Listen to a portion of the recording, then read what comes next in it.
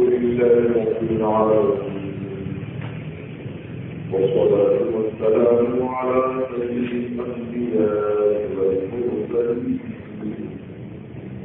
وعلى آله الطيبين الطاهرين وأصحابه الكرام أجمعين.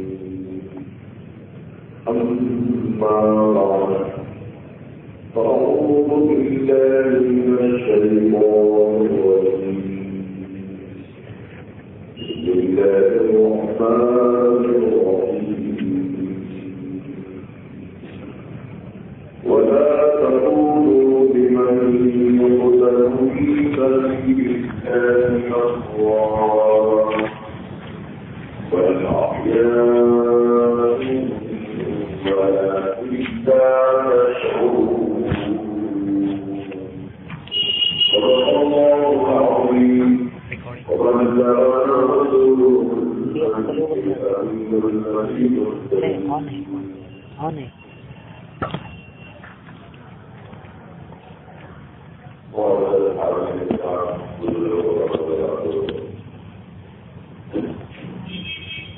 عقیدت و محبت کے ساتھ ہم سب اولیاء اور مدنی دوسرا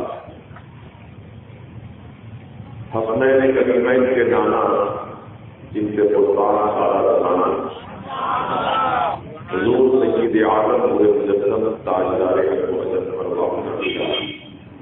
حضور احمد مصطفیٰ محمد مصطفیٰ صلی اللہ تعالی علیہ وآلہ وسلم بارگاہ مقدسہ میں یہ درود و سلام پیش کریں. اللهم صل علی سیدنا و شفیعنا و حبیبنا و سیدنا و مولانا محمد مصطفیٰ صلی اللہ علیہ صلاة و سلام علیک یا سیدی یا حبیبی یا رسول اللہ صلی اللہ علیہ وسلم. ابھی آپ نے اہل بیت اطہار رضوان اللہ تعالی علیہ وسلم کی عظمت و فضیلت قرآن اور حدیث کی روشنی کے تمام.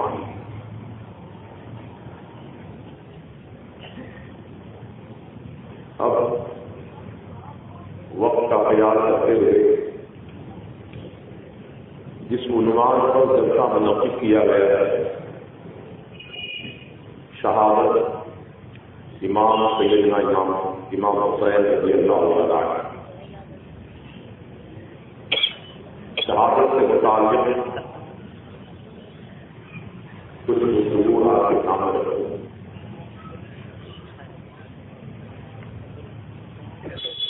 شہادت یہ عربی لفظ ہے جس کے لغوی معنی آتے ہیں گواہی دینا. اکثر آپ نے ہم نے سبوں نے پڑھا ہے دوسرا کلمہ شہادت کا، اشہد ان لا الہ الا اللہ وحدہ لا شریک لہ واشہد ان محمدا عبدہ ورسولہ. کیا معنی ہے اس کے؟ میں گواہی دیتا اللہ کے سوا کوئی عبادت کے لائق نہیں، وہ ایک ہے، اس کا کوئی شریک نہیں، اور میں گواہی دیتا ہوں کہ حضرت محمد مصطفیٰ صلی اللہ تعالی علیہ وسلم اللہ کے خاص بندے ہیں اور اس کے رسول ہیں. یہ زبان سے ہم جو اقرار کر رہے ہیں اللہ وحدہ لا شریک کی اور اس کے پیارے حبیب کی رسالت اور نبوت کی گواہی دے رہے ہیں، اس کو کہتے ہیں شہادت.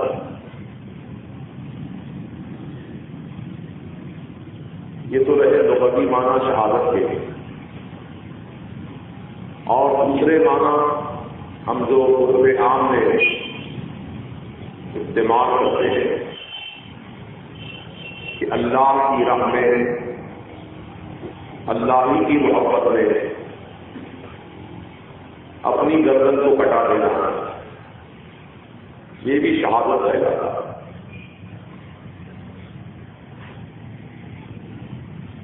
تو سوال یہ پیدا ہوتا ہے کہ جب شہادت کے معنی گواہی دینے کے ہیں تو پھر وہ اللہ کا بندہ جو اپنی گردن کو اللہ کی محبت سے کٹا دیا، قربان ہو گیا،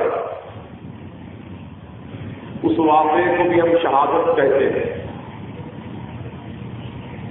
کیوں؟ اس کی وجہ و حاجت کیا ہے؟ تو اب اس کی تشریح ایک حدیث پاک کی روشنی میں آپ سماعت کروا دیجیے. جب اللہ سبحانہ و تعالی اپنے بندوں کو جنت میں داخلہ عطا فرمائے گا، طرح طرح کی نعمتیں جنت میں انہیں عطا کی جائیں گی، جس میں انبیاء کرام بھی ہیں، مرسلین اعظام بھی ہیں، اور صحابہ کرام بھی ہیں، اولیاء اعظام بھی ہیں، اللہ کے نیک متقی پرہیزگار بندے بھی ہیں، صدیقین بھی ہیں، شہداء بھی ہیں، صالحین بھی ہیں. یہ سب جنت میں رہیں گے اللہ کی طرف سے. تو اللہ تعالیٰ کی طرف سے فرشتے پوچھیں گے جنتیوں سے کہ اے جنتیوں بتاؤ جنت کیسے لگی، کیسا مقام ہے جنت. تو سارے جنتی تعریف کریں گے، واقعی اللہ تعالیٰ کی جنت کی ہم کیا تعریف کر سکتے ہیں، اس کی بڑی نرالی شان ہے، اور ہر وہ چیز اس کے اندر موجود ہے جو ہم چاہتے ہیں. اور اللہ تعالیٰ نے بھی قرآن کریم میں یہ اعلان فرمایا جنت کے متعلق، وَلَكُمْ فِيهَا مَا تَشْتَهِي أَنفُسُكُمْ، جو تمہارا جی چاہے گا وہ چیز وہاں تم کو موجود ملے گی. کوئی چیز کی کمی نہیں ہے جنت میں. کوثر و سلسبیل کی نہریں بہتی ہیں، ایسا پانی جس کا رنگ دودھ سے زیادہ سفید ہے، جس کی مٹھاس شہد سے زیادہ ہے، جس کی ٹھنڈک برف سے زیادہ ہے. ایک پیالہ نوش کرے گا جنتی تو اسے فرحت و سرور حاصل ہو جائے گا. ایسی عالی شان جنت ہے. سب تو جنت کی تعریف کریں گے.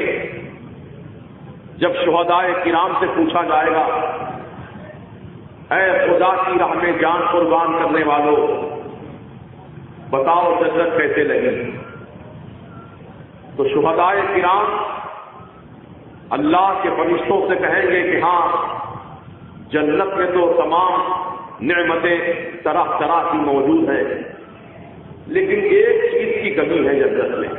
اللہ سب تو یہ کہیں گے کہ جنت میں ہر چیز موجود ہے، کوئی کمی نہیں ہے، لیکن شہید کہیں گے کہ ہاں ایک چیز کی کمی ہے جنت میں.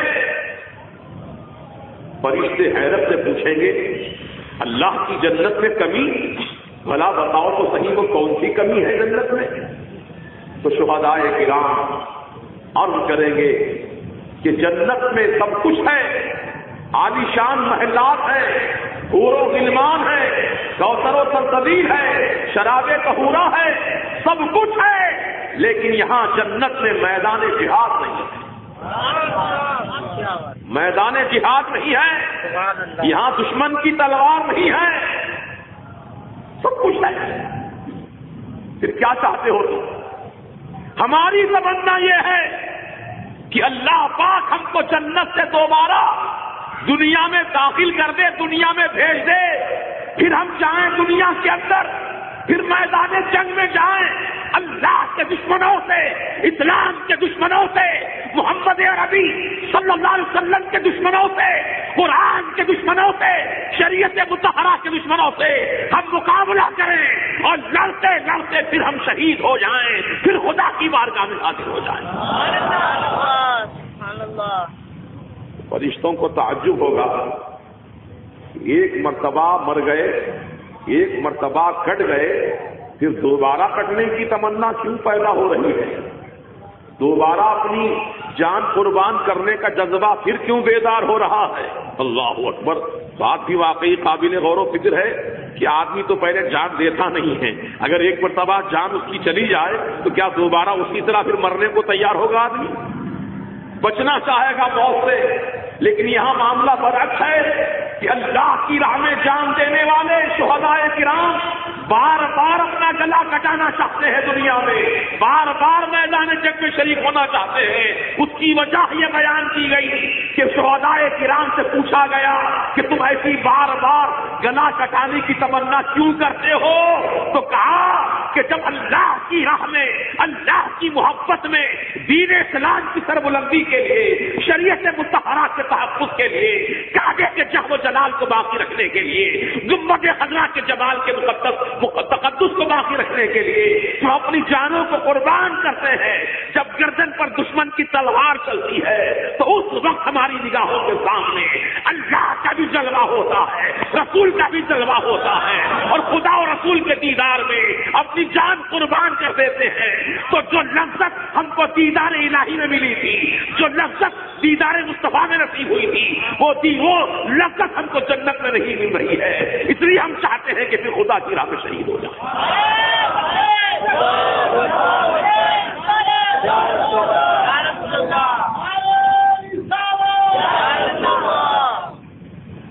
وہی ایمان والو، اس حدیث کی روشنی میں یہ بات ثابت ہو چکی کہ مرد مومن اللہ کی راہ میں جان دینے سے گھبراتا نہیں۔ سبحان اللہ۔ وہ تو ہمیشہ اپنے سر پہ کفن باندھا رہتا ہے، وہ تو موقع کی تلاش میں رہتا ہے کہ کب موقع ملے خدا کی راہ میں قربان ہو جاؤں۔ کیوں؟ اس لیے کہ موت جو رسول کی اور اللہ کی محبت میں آئے، اس سے اچھی موت اور کون سی ہوگی؟ آدمی دنیا کے جھگڑے میں مر جاتا ہے، تخت و تاج حاصل کرنے کے لیے آدمی جان دے دیتا ہے، دولت کے خاطر آدمی جان دیتا ہے، جائیداد کے خاطر آدمی جان دیتا ہے، اپنے اقتدار کو باقی رکھنے کے لیے جان دیتا ہے یا جان لیتا ہے۔ یہ سب دنیاوی اغراض و مقاصد ہیں، لیکن شہید جو ہوتا ہے وہ اللہ کی راہ میں جان دیتا ہے۔ تو شہید کو شہید اسی لیے کہا گیا، گواہی دینے والا۔ ہم بھی گواہی دے رہے ہیں، ہم بھی شاہد و شہید ہیں، ہم بھی گواہی دے رہے ہیں کہ اللہ ایک ہے، اللہ کے رسول ہیں، ہم بھی گواہی دے رہے ہیں، آپ بھی گواہی دے رہے ہیں۔ ہر نمازی نماز میں جب قاعدے میں بیٹھتا ہے تو یہی کہتا ہے اشہد ان لا الہ الا اللہ اشہد ان محمد رسول اللہ، میں گواہی دیتا ہوں اللہ کے سوا کوئی معبود نہیں۔ تو ہماری آج کی جو گواہی ہے وہ سنی ہوئی گواہی ہے، اور شہید کی جو گواہی ہے وہ اللہ رسول کو دیکھ کر گواہی دے رہا ہے۔ یہ اس لیے اس کو شہادت کہا گیا۔ یہاں عینی شہادت ہے، آنکھوں سے دیکھ رہا ہے۔ اللہ اکبر۔ تو بزرگوں اور دوستو، آج کا یہ عظیم الشان جلسہ سید الشہداء سرکار امام عالی مقام سیدنا حسین رضی اللہ تعالی عنہ کی محبت میں اور انہی کی یاد میں منعقد کیا گیا ہے، کیونکہ ان کے نانا جان نے ان کو جو جام پلایا تھا محبت کا، یقیناً وہ تربیت جو آغوش نبی میں ان کو ملی تھی، اس تربیت کو آپ نے من و عن میدان کربلا میں پیش فرمایا۔ صبر کا امتحان، بھوک اور پیاس کا امتحان، اولاد کا نقصان، سب کچھ برداشت کیا۔ کس کی محبت میں؟ اللہ کی محبت میں، کیونکہ ان کا مقصد بڑا عظیم تھا، ان کا مقصد بہت پیارا مقصد تھا۔ جیسے کہ یہ دنیا کے جو لالچی کتے ہیں، وہ تو بکتے ہی ہیں، پھونکتے ہی ہیں کہ امام حسین جو ہے سیاسی جنگ لڑنے گئے تھے. معاذ اللہ، جیسا کہ وہ لمباڑے کا بیان ابھی گزشتہ مرتبہ میں نشر کیا گیا تھا. تو وہ اس نے علل اعلان کہا کہ امام حسین جو ہے سیاسی جنگ لڑنے گئے تھے. ذرا سوچئے، اگر کوئی آدمی سیاسی جنگ لڑنے کا ارادہ کیا ہو تو اپنا جو مخالف ہے اس سے کہیں زیادہ وہ طاقتوں کو جمع کرے گا، اس سے کہیں زیادہ فوج کو جمع کرے گا. سیاسی جنگ لڑنے والے ایسا ہی کرتے ہیں. دنیا میں کئی جگہ اس وقت جنگ چل رہی ہے، اسرائیل اور فلسطین کی بھی جنگ چل رہی ہے. ہزاروں نہیں تھے مسلمان روز خون میں نہا رہے ہیں. کم سن بچے، عورتیں، خواتین، بوڑھے، ضعیف لوگ جو ہے روزانہ لاشوں کے ڈھیر لگ رہے ہیں. جنگیں ہوتی ہیں دنیا میں، تو جنگ لڑنے والے ہمیشہ مد مقابل کو پیش نظر رکھتے ہیں اور اس اعتبار سے تیاری کرتے ہیں. اگر میرے امام حسین رضی اللہ تعالیٰ عنہ سیاسی جنگ لڑنے کا ارادہ فرمائے تھے تو آپ کا قافلہ 72 آدمیوں کا نہ ہوتا، بلکہ 72,000 بلکہ 72 لاکھ آدمیوں کو جمع فرما لیتے. میرے امام کے ارشاد پر، میرے امام کے حکم پر لاکھوں افراد جمع ہو جاتے ہیں. لیکن امام حسین رضی اللہ تعالیٰ عنہ سیاسی جنگ لڑنے نہیں گئے تھے، اقتدار کی جنگ لڑنے نہیں گئے تھے، بلکہ آپ اپنے نانا جان کے دین کا تحفظ کرنے کے لیے گئے تھے. دین اسلام کی حفاظت کے لیے گئے تھے، جنگ کے ارادے سے نہیں گئے. اگر جنگ کے ارادے سے کوئی آدمی جاتا ہے فوج لے کر تو اس فوج میں کم سن بچے نہیں ہوتے ہیں، اس میں بیمار اور ناتوان بچیاں اور عورتیں، خواتین اس فوج میں شامل نہیں ہوتی ہیں. وہاں تو مرد مجاہدین کا کام ہوتا ہے. لیکن میرے امام حسین کے قافلے میں عورتیں بھی ہیں، کم سن بچے بھی ہیں، 6 مہینے کے شہزادے علی اصغر بھی ہیں. غور کیجئے، یہ 6 مہینے کا بچہ کا جنگ لڑنے گیا تھا. بی بی سکینہ کا جنگ لڑنے گئی تھی، بی بی زینب کا جنگ لڑنے گئی تھی اقتدار کی؟ نہیں. اس کا جواب یہ نہیں، جنگ لڑنے کے لیے نہیں گئے بلکہ اپنے نانا جان کا دین بچانے کے لیے گئے تھے. اور یہی مقصد تھا امام حسین کا، اور یہ مقصد بہت عظیم مقصد ہے، بہت بڑا مقصد ہے کہ آدمی مقصد کو پیش نظر رکھے اور وہ مقصد اس کا یہ ہو کہ میں دین اسلام کی حفاظت کروں. تو یہ مقصد سب سے بڑا مقصد کہلاتا ہے، سب سے عظیم مقصد کہلاتا ہے. امام حسین رضی اللہ تعالی عنہ نے دین اسلام کو بچانا چاہا، کیونکہ وہ دین اسلام جس کو رسول پاک صلی اللہ علیہ وسلم نے دنیا میں پیش فرمایا، وہ دین اسلام جس کو سیدنا صدیق اکبر رضی اللہ تعالیٰ عنہ نے اپنی صداقت سے طاقتور بنایا، وہ دین اسلام جس کو سیدنا عمر بن خطاب رضی اللہ تعالیٰ عنہ نے اپنے عدل و انصاف سے اسلام کو چمکایا، وہ دین اسلام جس کو سیدنا عثمان غنی رضی اللہ تعالیٰ عنہ کی سخاوتوں نے چار چاند لگائے، وہ دین اسلام جس کو سیدنا مولا علی شیر خدا حیدر کرار رضی اللہ تعالیٰ عنہ نے اسلام کو ایسا بے مثال بنا دیا کہ دنیا کے اندر اس کی کوئی مثال نہیں. وہ دین اسلام جس کو صحابہ کرام نے اپنے خون سے سینچا ہے. اس دین اسلام کی آبیاری کے لیے غور کیجئے، سیدنا امیر حمزہ جو سرکار دو عالم صلی اللہ علیہ وسلم کے مقدس چچا جان ہیں، وہ میدان احد میں شہید ہو گئے. کس انداز میں شہید ہوئے. اللہ اللہ کہ جب ان کو شہید کر دیا گیا ان کا سینہ کافروں نے چاک کر دیا, کلیجہ باہر نکالا, کیونکہ ہندا نام کی عورت نے قسم کھا رکھی تھی کہ میں حمزہ کا کلیجہ اپنے دانتوں سے چباؤں گی. اللہ اکبر.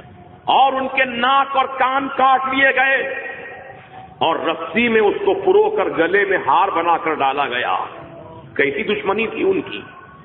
وہ اسلام جس کے خاطر صحابہ نے ایسی عظیم قربانیاں دی ہیں, اب یزید پلید اس دین اسلام کو اپنے کرتوت سے, اپنے عقائد و نظریات سے تباہ و برباد کرنا چاہتا تھا. تو امام حسین رضی اللہ تعالیٰ عنہ کی رگے حمیت دھڑک اٹھی.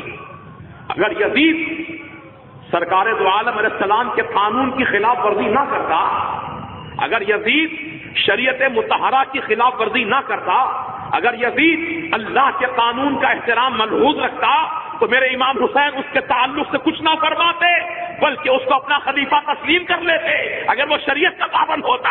چونکہ اس نے کھلا علانیہ اللہ کے دین کے خلاف آواز اٹھائی ہے, اللہ کے قانون کو توڑا ہے, اللہ کے حدود جو اللہ تعالیٰ نے قائم کیے تھے ان حدود اللہ کو اس نے پار کر دیا. شریعت اسلامیہ کا مذاق اڑایا, یعنی شریعت نے جوا سٹا کو حرام کیا تھا لیکن وہ یزید پلید جوا سٹا خود کھیلتا تھا, اوروں کو کھلاتا تھا. اللہ تعالیٰ نے قرآن کریم میں مسلمانوں کو لہو لعب سے منع کیا ہے, کھیل کود سے منع کیا ہے. وہ شیطانی کھیل جو بلا وجہ کے کھیلے جاتے ہیں جس کا کوئی مقصد ہی نہیں ہوتا ہے, جیسے کہ بندروں کو نچانا بتائیے یہ کوئی کھیل ہوا, مرغوں کو لڑانا کوئی کھیل ہوا, یہ تو تمام چیزیں جو ہے لہو لعب کی باتیں ہوئی. تو یزید پلید یہ ایسے ہی کام کیا کرتا تھا, شراب نوشی کرتا تھا, خود دوسروں کو شراب کی دعوت دیتا تھا اور ان عورتوں سے نکاح کو جائز کہہ رہا تھا جن عورتوں سے اللہ تعالیٰ نے نکاح کو حرام فرما دیا ہے. یعنی وہ محرمات جن سے نکاح حرام ہوتا ہے, جیسے ماں, بیٹی, بہن ہیں, ان سے نکاح حرام ہے. سگی خالہ سے نکاح حرام ہے, پھپھو سے نکاح حرام ہے, کیونکہ رشتے محرمات ہیں, یہ مقدس رشتے ہیں, ان سے نکاح نہیں کر سکتا مسلمان. اللہ تبارک و تعالیٰ نے اس کا ذکر قرآن کریم میں فرما دیا ہے. لیکن یزید پلید جانتے بوجھتے اللہ کے قانون کو توڑ رہا تھا. تو میرے امام حسین رضی اللہ تعالیٰ کو کیسے خاموش رہ جاتے, نواسہ رسول کیسے خاموش بیٹھ جاتے کہ کوئی دین اسلام کے خلاف بکواس کر رہا ہے, کوئی دین اسلام کا مذاق اڑا رہا ہے, کوئی اللہ کے قانون کی دھمکیاں اڑا رہا ہے, اور امام حسین خاموش رہ جاتے. نہیں, نواسہ رسول کی رگے حمیت بھڑک اٹھی, جن کی رگوں میں مقدس خون ہاشمی دوڑ رہا تھا. میرے امام حسین رضی اللہ تعالیٰ عنہ آواز اٹھاتے ہیں, اے یزید, میں تجھے کسی قیمت پر مسلمانوں کا امام نہیں مان سکتا, کسی قیمت پر کسی مسلمانوں کا خلیفہ نہیں تسلیم کر سکتا, کیونکہ تو اللہ کے قانون کی خلاف ورزی کر رہا ہے. حسین کو تو زبردستی اپنی خلافت منوانا چاہتا ہے تو سن لے, حسین اپنا سر تو کٹا دے گا لیکن تیرے ناپاک ہاتھ میں اپنا ہاتھ دے کر کے تیری خلافت کو تسلیم نہیں کرے گا.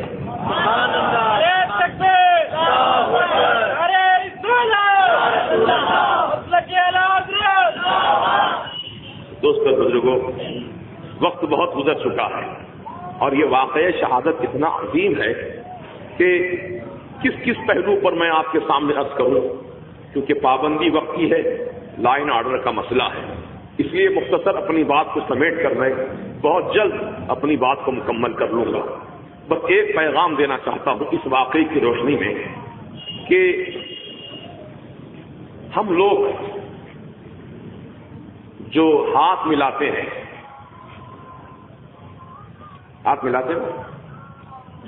مصافحہ کرتے ہیں, یہ ہاتھ میں ہاتھ دینا یہ کوئی معمولی بات نہیں ہے, یہ کوئی رسم و رواج والی بات نہیں ہے کہ ہاتھ میں ہاتھ دے دینا کسی کے. ہاتھ بڑا قیمتی ہے. یہ امام حسین نے اس کی قیمت دکھائی ہمیں, ہاتھ کتنا قیمتی ہاتھ ہوتا ہے. میرے امام نے اپنا سر تو کٹا دیا لیکن باطل کے ہاتھ میں اپنا ہاتھ نہیں دیا, باطل کے ہاتھ میں اپنا ہاتھ نہیں دیا, یعنی باطل سے سمجھوتا نہیں کیا, باطل سے مصافحہ نہیں کیا, باطل کے خیالات سے اتفاق نہیں کیا, باطل کے نظریات سے متفق نہیں ہوئے میرے امام، بلکہ اپنے ہاتھ کو روکے رکھے، کہا جان دے دوں گا لیکن ہاتھ نہیں دوں گا، گلا کٹا دوں گا، سر دے دوں گا لیکن ہاتھ نہیں دوں گا۔ جو کہا میرے امام نے کر کے دکھا دیا۔ کربلا کی دھرتی ہے، محرم کی 10 تاریخ تھی، کربلا کی سرزمین پر 22,000 کا لشکر جرار یزید پلید کے حکم پر جمع ہو چکا تھا۔ ان کے ہاتھوں میں تلواریں بھی تھیں، نیزے تھے، بھالے تھے، تیر تھے، سواریاں تھیں، سب کچھ تھے، اور ان کے پاس شراب کے دور چل رہے تھے اور بڑے ناچ گانے کا اہتمام تھا، سارے خرافات وہاں پر موجود تھے۔ لیکن میرے امام حسین رضی اللہ عنہ کے پاس کیا تھا؟ یہاں بھوک ہے، یہاں پیاس ہے، یہاں صبر ہے، یہاں پر جو ہے یہاں اللہ کا خوف ہے، رسول کی محبت ہے، اسلام کی محبت کا جذبہ دل میں ہے، قانون شریعت کا تحفظ کا جذبہ دل کے اندر موجود ہے۔ میرے امام حسین رضی اللہ تعالیٰ عنہ 22,000 کا لشکر جرار دے کر گھبرائے نہیں، خوف زدہ نہیں ہوئے، بلکہ اپنے موقف پر آپ مستحکم رہے، اپنے ارادے پر آپ قائم رہے، اور یہی ارادہ آپ کا تھا کہ جان دے دوں گا لیکن ہاتھ نہیں دوں گا۔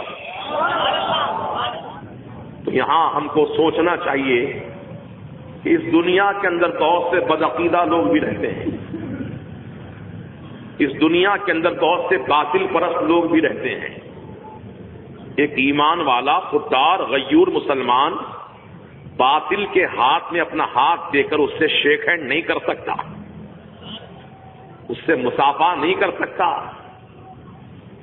یہ تعلیم اللہ کے رسول نے دی ہے، امام حسین نے کر کے دکھا دیا۔ تو اب یہ جلسے منانے کا مقصد یہی ہوتا ہے کہ جو پیغام ہمارے دماغ سے نکل چکا، جو ہم درس بھول گئے، جو اصول و قوانین سے ہم بے بہرا ہو گئے، پھر سے اس کو یاد دہانی کرا دی جائے، پھر سے اس کا اعادہ کر دیا جائے، تاکہ ہم پھر اپنے موقع پر مستحکم ہو جائیں۔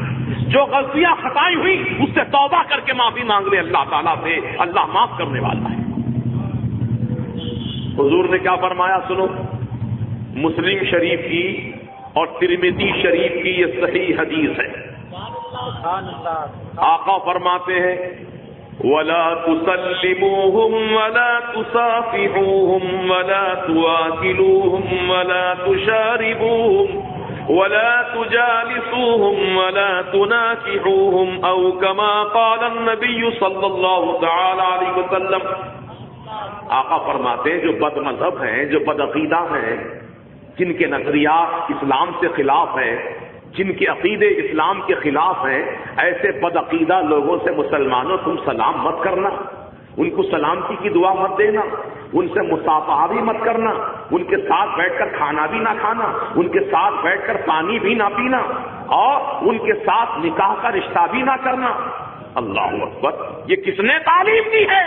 اللہ کے پیارے حبیب نے تعلیم دی ہے، جس کو امام حسین رضی اللہ تعالیٰ عنہ نے کربلا کی سرزمین پر دشمنوں کی یلغار میں اس عمل کو کر کے دکھا دیا، اور رہتی دنیا تک آپ نے پیغام جاری فرمایا کہ جو رسول کا چاہنے والا ہوتا ہے، جو اللہ کا چاہنے والا ہوتا ہے، جو قانون الہی کا جو چاہنے والا ہوتا ہے، اس کی خلاف ورزی نہیں کر سکتا ہے۔ لہذا ہم آپ ہی اس مسئلے پر غور کریں۔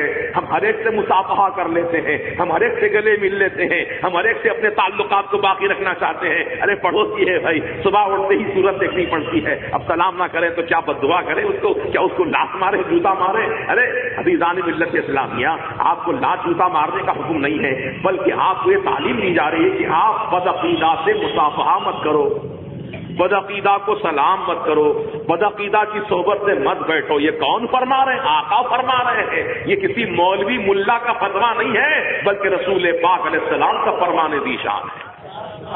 اس پر عمل کرنا ہم سب مسلمانوں کی ذمہ داری ہے کہ نہیں ہے؟ بولو بھائی، ہے نا؟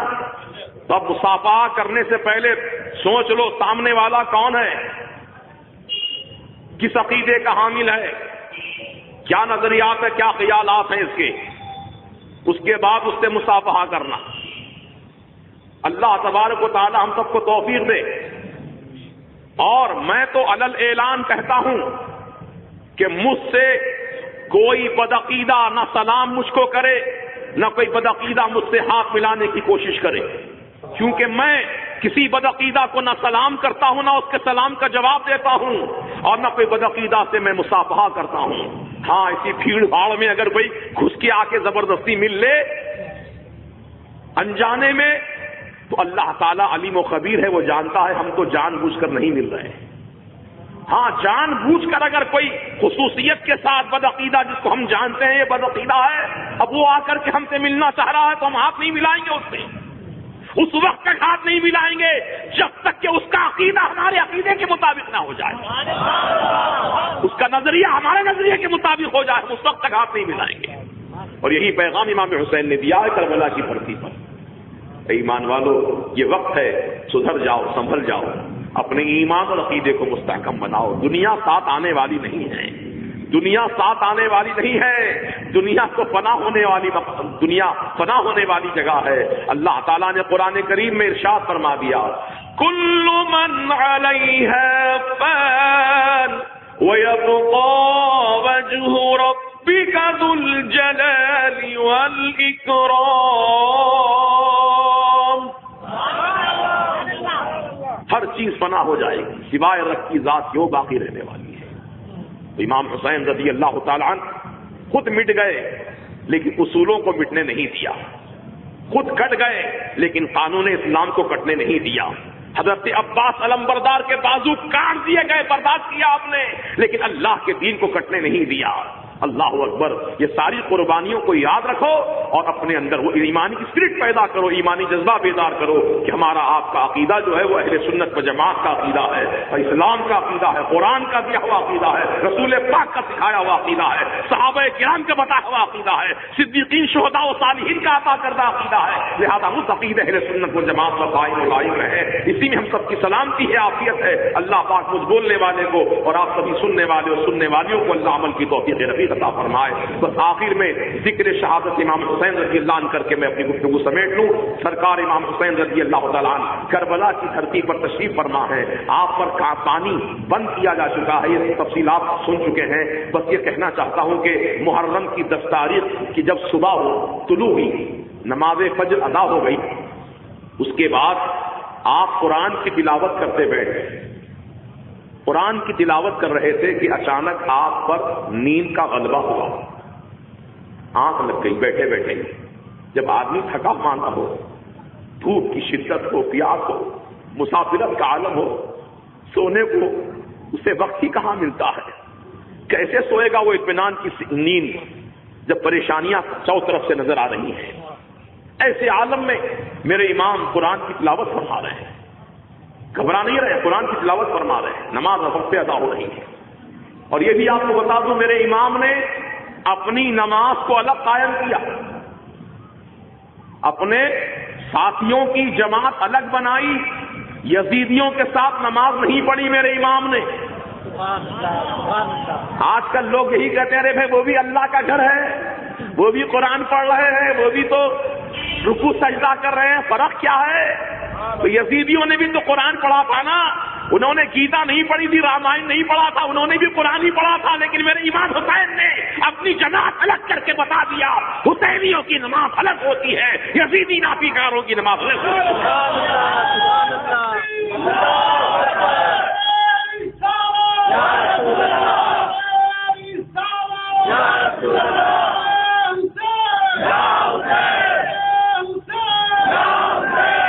فجر کی نماز ادا ہو چکی. امام حسین رضی اللہ تعالیٰ عنہ قرآن کی تلاوت فرما رہے تھے کہ اچانک آپ پر نیند کا غلبہ ہوا، آنکھ لگی. کیا دیکھتے ہیں کہ سرکار مدینہ علیہ السلام تشریف لائے، آقا تشریف لائے ہیں اور اپنے پیارے نواسے کو گلے لگا رہے ہیں، پیشانی چوم رہے ہیں، حلق کو بوسہ دے رہے ہیں اور فرما رہے بیٹے حسین اب امتحان کا وقت قریب آ گیا. جو تربیت میں نے تم کو دی تھی اب اس تربیت کا عملی نمونہ تم کو پیش کرنا ہے میدان کربلا میں.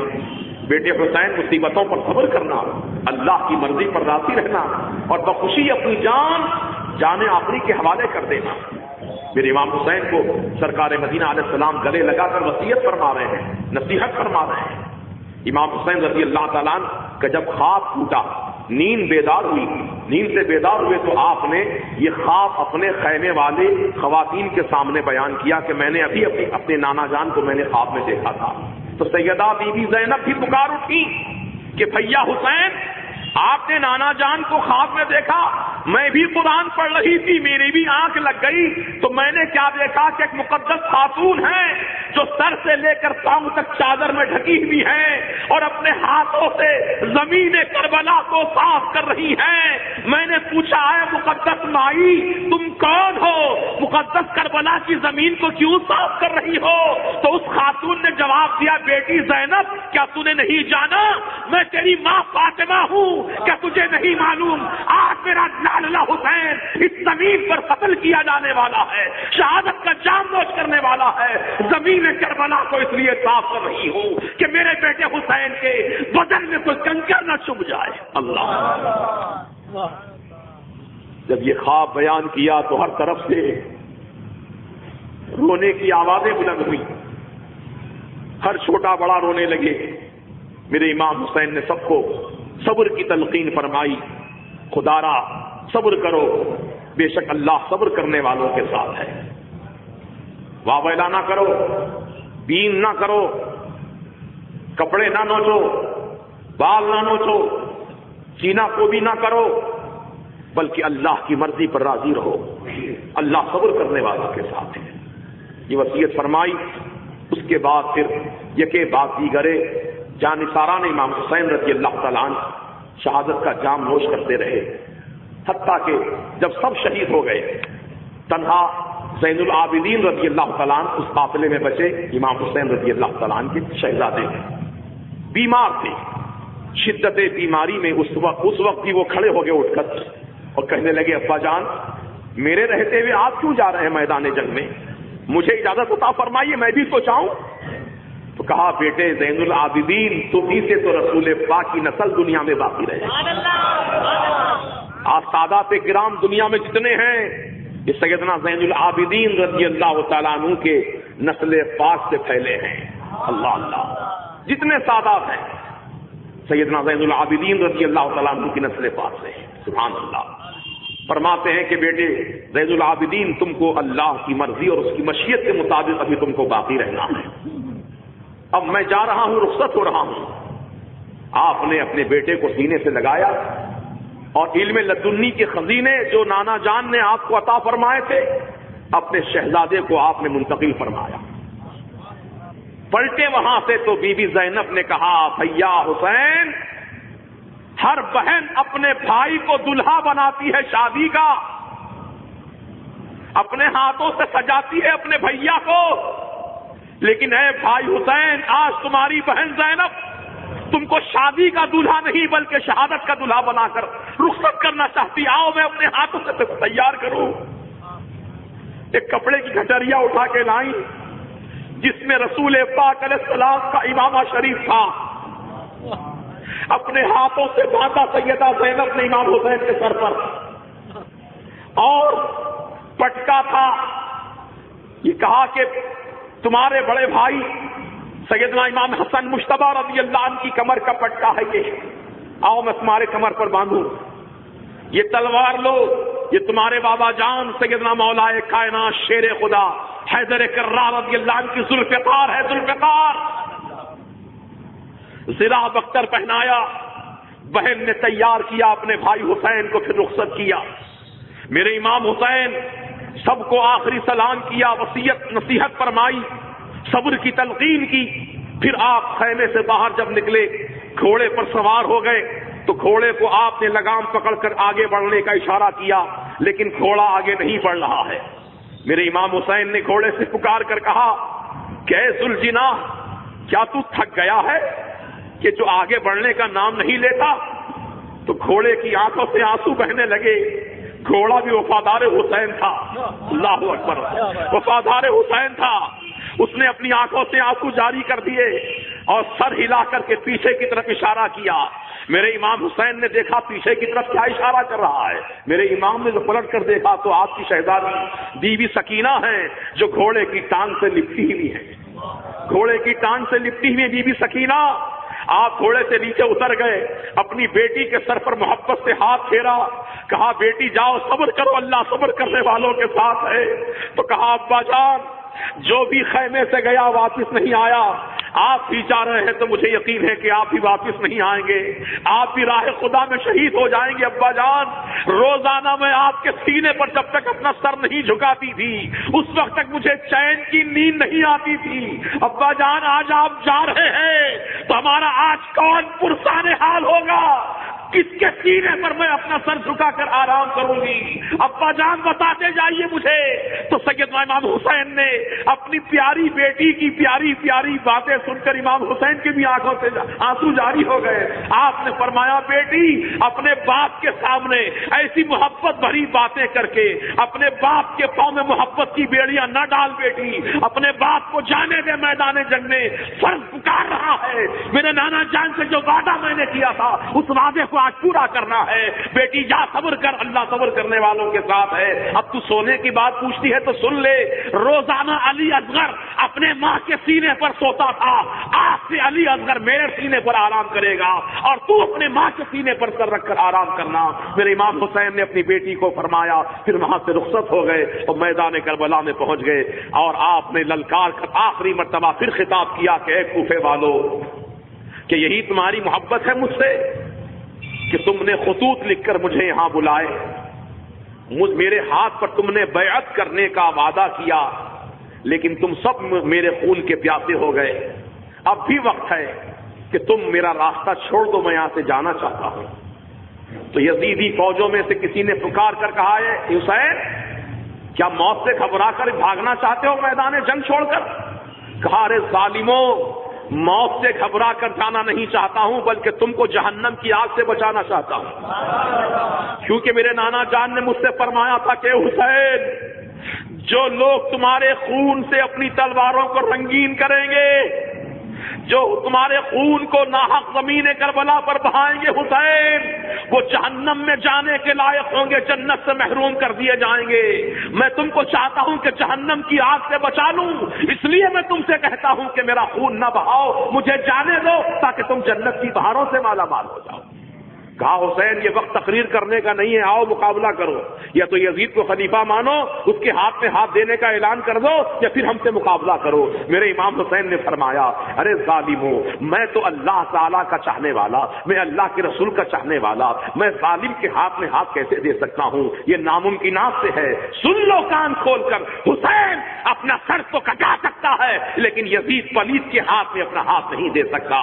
میرے امام حسین نے جب آخری فیصلہ سنا دیا تو چاروں طرف سے تیر چلے، بھالے چلے، نیزے چلے۔ میرے امام حسین نے بھی بے جگری کے ساتھ مقابلہ فرمایا۔ میسرہ کی طرف بڑھے، میمنہ کی طرف بڑھے، قلب لشکر کی طرف بڑھے، جدھر بڑھے میرے حسین نے کھیرے ککڑی کی طرح یزیدیوں کو کاٹتے رہے، یہاں تک کہ میرے امام جو ہے زخموں سے چھنی ہو گئے اور گھوڑے سے نیچے تشریف لے آئے، غش کھا کر کے نیچے سے تشریف لائے تو آپ کے سینے پر شمر سوار ہو گیا اور خنجر سے آپ کا گلا ذبح کرنا چاہتا تھا۔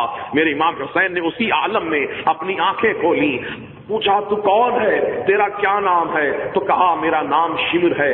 میرے امام نے فرمایا، ذرا اپنا سینہ تو کھول کر دکھا، اپنا گریبان تو کھول کر دکھا۔ میرے امام حسین کے کہنے پر شمر نے اپنا گریبان کے بٹن کھولے اور سینہ کھول کر دکھایا تو سفید داغ سینے کے بیچوں بیچ تھا۔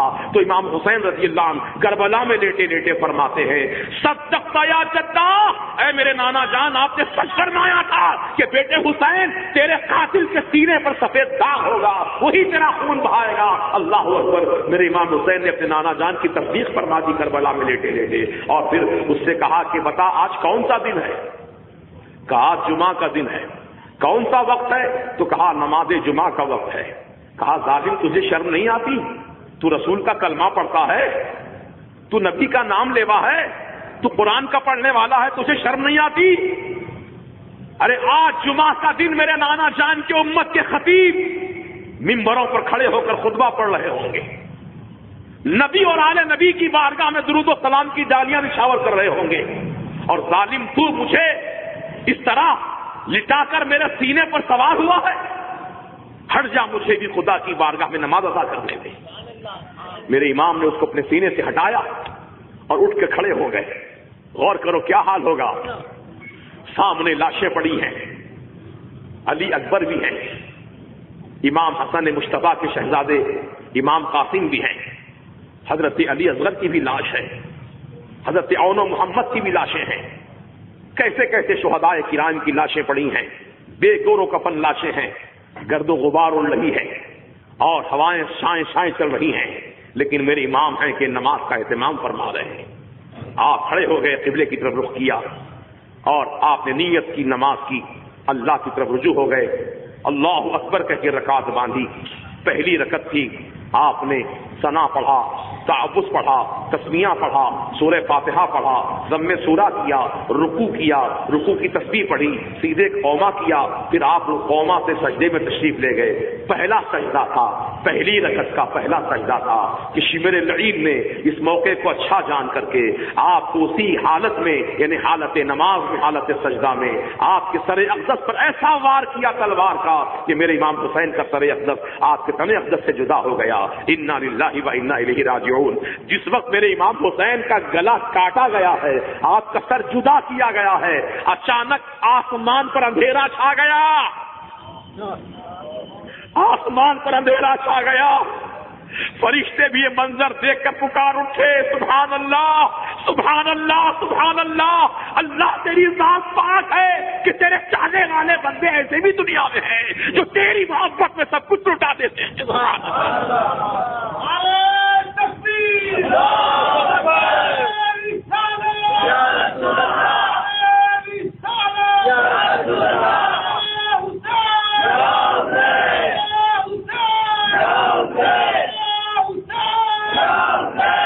मेरे इमाम हुसैन रज़ी अल्लाह तआला अन्हु जब शहीद हो गए तो जालिमों ने इतना ही नहीं, इसी पर बस नहीं किया, बल्कि आपके सरे अक़दस को लेकर हलक में नेज़ा छुपाया, भाला छुपो करके इमाम हुसैन के सर को इस तरह उठा दिया। देखा देखने वालों ने कि मेरे इमाम हुसैन की निगाहें जमीन की तरफ झुकी हुई हैं। अल्लाह अल्लाह, खून टपक रहा था लेकिन निगाहें जमीन की तरफ झुकी हुई थी। किसी ने पूछा कि हुसैन, हर मरने वाला ऊपर देखता है, तुम नीचे क्या देख रहे हो? कटे हुए सर से आवाज आई कि जालिम ने मुझको पहली रकत के पहले सजदे में शहीद कर दिया। अब मैं नीचे जमीन की तरफ इसलिए देख रहा हूं कि मौका मिले तो दूसरा सजदा भी अदा कर लूं ताकि रकत मुकम्मल हो जाए। सुभान अल्लाह। सर कटाने के बाद ही खुदा की बारगाह में सर झुकाने की तमन्ना सर में मौजूद है और हमारा आपका सर सलामत है, फिर भी हमारे सर खुदा की बारगाह में नहीं झुकते हैं। मस्जिद के मीनार से आवाज आती है, अल्लाहु अकबर, अल्लाहु अकबर, अल्लाह बड़ा है, अल्लाह बड़ा है। हम लोग सब अपनी अपनी मसरूफियत में फंसे रहते हैं। उधर पुकारने वाला पुकार रहा है, हय्या अला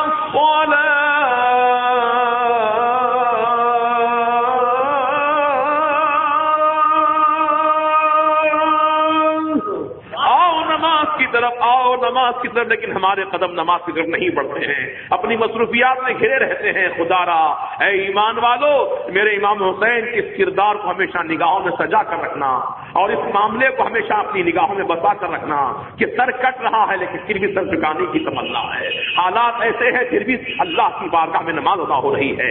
लिहाजा हम आपको अल्हम्दुलिल्लाह इस वक्त पुरसुकून माहौल में हैं। हमारी आपके जायदाद सलामत है, हमारे आपके बाल बच्चे सलामत हैं, हमारे आपके घर बार सलामत हैं, फिर भी नमाज नहीं पढ़ते। ऐ मेरी माँ बहनों, तुम भी अपने घरों के अंदर नमाज का एहतमाम करो और ऐ नौजवानों, तुम जैसे ही अजान सुनो तुम्हारे कदम मस्जिद की तरफ बढ़ जाएं, अल्लाह के दरबार की तरफ रुजू हो जाएं और अल्लाह की बारगाह में सर झुका लो, क्योंकि मेरे इमाम ने सर झुका करके खुदा की बारगाह में शहादत का जाम नोश किया तो अल्लाह ने उस सर को सरबुलंदी अता फरमा दी। कैसे सरबुलंदी अता की कि जालिमों के हाथ से ही बुलंद करवाया। जालिमों के हाथ से उठा मेरे इमाम का सर। सुभान अल्लाह, अल्लाहु अकबर। ये है सरबुलंदी। अल्लाहु अकबर। जो मैदान जीत जाता है ना, जो मुकाबले में जीत जाता है, लोग खुशी से उसको ऊपर उठा लेते हैं। मेरे इमाम भी अपने मकसद का मैदान कामयाब कर लिए। मकसद यही था कि यजीद पलीद को अपना हाथ नहीं दूंगा, सर दे दूंगा। जो मकसद पूरा किया, अल्हम्दुलिल्लाह सर ऊंचा हो गया। सुभान अल्लाह। ولا تہینوا ولا تحزنوا وانتم الاعلون ان کنتم مؤمنین، تم سستی نہ کرو، تم غم بھی نہ کھاؤ، تم ہی سر بلند رہو گے اگر تم سچے ایمان والے ہو۔ آ گیا عین لڑائی میں اگر وقت نماز، قبلہ روحوں کے زمین بوس ہوئی قوم حجاز، ایک ہی صف میں کھڑے ہو گئے محمود و ایاز، نہ کوئی بندہ رہا نہ کوئی بندہ نواز۔ بہرحال بہت ساری باتیں ابھی کہنے کی تھیں لیکن وقت نہیں ہے، کیونکہ 11 بجے تک کا ہی پرمیشن تھا، لیکن پھر بھی ہم نے ایک آدھا گھنٹہ زیادہ تقریر کر لی ہے۔ محکمہ پولیس والوں نے کچھ ہمارے ساتھ رعایت کر دی ہے جلسے والوں کے ساتھ، اللہ تعالیٰ اس کا اجر ان کو عطا فرمائے، اور جو سکون و امن و امان کے ماحول میں الحمدللہ ہماری محفل اختتام کی طرف رواں دواں ہے، اللہ پاک اس کو اپنی بارگاہ میں شرف قبول عطا فرمائے، اور اہلیان محلہ یعقوب پورہ کے تمام مسلمان بھائی، نوجوانان اہل سنت، خصوصاً ہمارے جناب جاوید بھائی صاحب اور ہمارے امجد بھائی صاحب اور خالد سون اور تمام حضرات جو محلے کے نوجوان بچے جن کے میں ناموں سے پوری طرح واقف نہیں ہوں، ہمارا یہ سب حضرات کی کوششیں کاوشیں ہیں کہ ماشاءاللہ یہ جلسہ اپنے کامیابی کے ساتھ اختتام کی طرف رواں دواں ہے۔ پروردگار عالم اس محفل پاک کو قبول فرما کر اس کا اہتمام کرنے والوں کو دارین کی سعادتیں، برکتیں، رحمتیں، نعمتیں عطا فرمائے، ہر قدم پر اللہ تعالیٰ فتح و نصرت عطا فرمائے۔ 1 منٹ بیٹھیے آپ لوگ، ابھی جلسہ ابھی ایک بات میں کرنا چاہتا ہوں، ایک بات یہ کرنا چاہتا ہوں کہ ہم بیٹھے ماشاءاللہ امام حسین نے اللہ اور رسول کی محبت میں دین اسلام کی خاطر اپنی جان قربان کر دی، اپنی اولاد کو قربان کر دیا۔